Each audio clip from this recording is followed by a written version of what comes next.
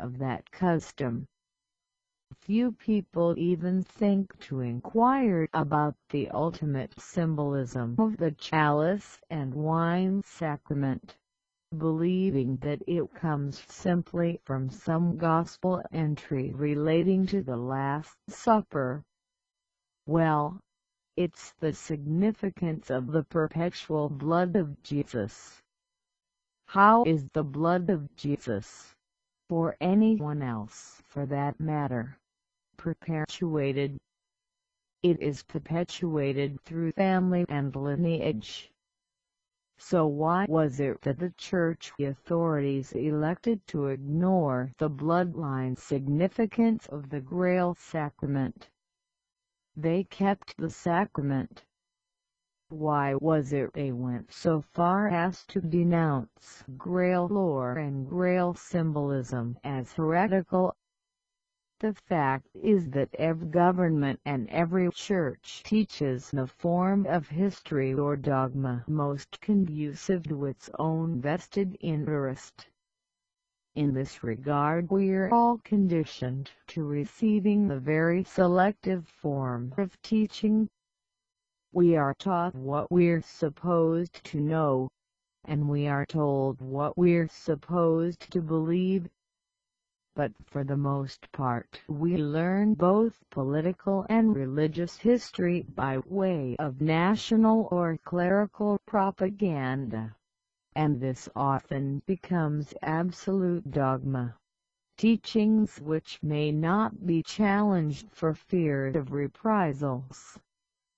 With regard to the Church's attitude towards the chalice and the wine, it is blatantly apparent that the original symbolism had to be reinterpreted by the bishops because it denoted that Jesus had offspring and therefore that he must have united with a woman.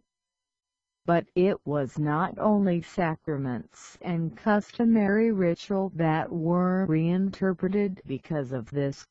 The very Gospels themselves were corrupted to comply with the male-only establishment of the Church of Rome, much like a modern film editor will adjust and select the tapes to achieve the desired result, the result of the vested interest of the filmmaker. We're all familiar with the Gospels of Matthew, Mark, Luke and John, but what about the other Gospels? What about the Gospel of Philip, of Thomas, of Mary and of Mary Magdalene?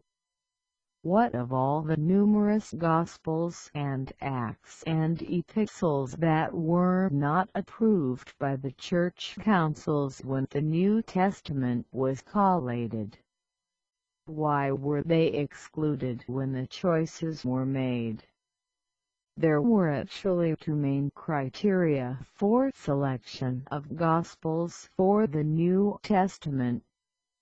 These were determined at the Council of Carthage in the year 397.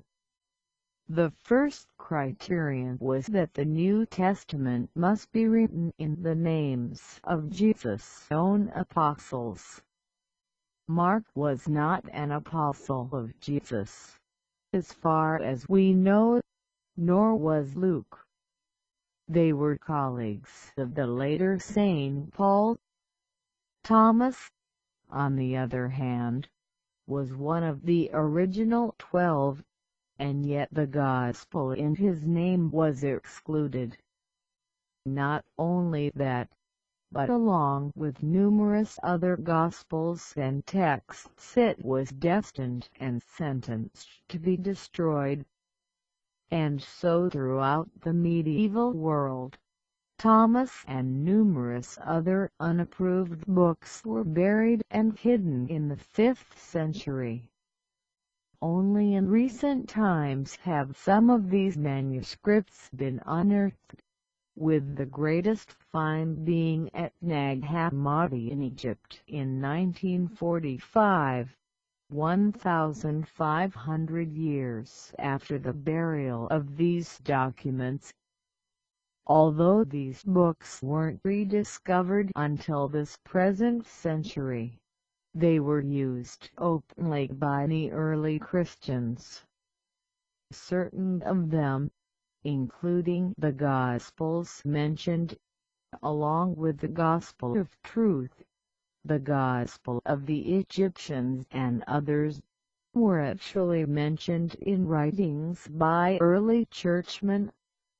Clement of Alexandria, Irenaeus of Lyon, Origen of Alexandria, they all mention these other Gospels. So why were the Gospels of Mark and Luke selected if they were not Jesus' own apostles? Because Mark and Luke actually were apostles of Jesus, and the early church fathers knew this. In those days before the New Testament was corrupted, they knew full well that Jesus survived the crucifixion. In these early Gospels there was no story of resurrection. This was added later. Why were other apostolic Gospels not selected? Because there was a second, far more important criterion, the criterion by which, in truth, the Gospel selection was really made. And this was a wholly sexist regulation. It precluded anything that upheld the status of women in church or community, society. Indeed, the Church's own apostolic constitutions were compiled on this basis. They state, "We do not permit our women to teach in the Church, only to pray and to hear those who teach.